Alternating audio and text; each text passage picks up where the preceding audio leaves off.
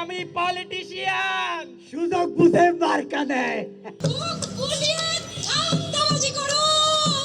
আপনি ট্যাগ দিছি।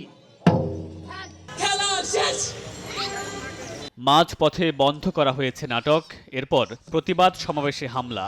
তাই তো নির্বিঘ্নে নাটক চর্চা আর নাট্যকর্মীদের নিরাপত্তার দাবিতে রাজপথে নাট্যকর্মীরা। বৃহস্পতিবার বিকেলে শিল্পকলা একাডেমির জাতীয় নাট্যশালার প্রবেশদ্বারে পথনাটকের মাধ্যমে নিজেদের প্রতিবাদ তুলে ধরেন প্রাচ্যনাট ও আরণ্যক নাট্যদল। প্রদর্শনীতে নির্বিঘ্নে নাটক করার পরিবেশ নিশ্চিত করতে সরকারের সহায়তা কামনা করেন নাট্যকর্মীরা। প্রতিবাদ করতে এসে আমাদের উপরে যে আক্রমণটা হয়েছে, এখন আমরা চাই এই আক্রমণটা কে করলো এবং তাদেরকে ধরা এবং তাদেরকে শাস্তি দেওয়া, যেন ভবিষ্যতে এটা একটা উদাহরণ সৃষ্টি হয় যে নাটকের দিকে হাত বাড়ানো যাবে না। যে নাটককে কেন্দ্র করে ঘটনার সূত্রপাত, শীঘ্রই হল ভাড়া ছাড়াই শিল্পকলাতে পুনরায় প্রদর্শিত হবে সেই নিত্যপুরা নাটকটি।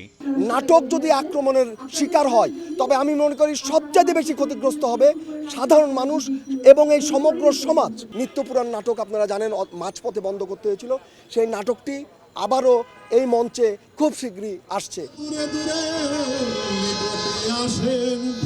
প্রদর্শনীর শুরুতে প্রাচ্যনাটের স্পিক আউট এবং এরপর আরণ্যক নাট্যদলের মূর্খ লোকের মূর্খ কথা পরিবেশিত হয়। এই পথনাটকের মাধ্যমে প্রতিবাদে সামিল হওয়া এবং সেই সঙ্গে সারা দেশের নাট্যকর্মীদের নিরাপত্তা নিশ্চিত করতে সরকারের প্রতি আহ্বান জানান নাট্যকর্মীরা। লুটপাট ব্যবসা নয়, চিকিৎসা। মামুনুর রশিদ পনেল, সময় সংবাদ, ঢাকা।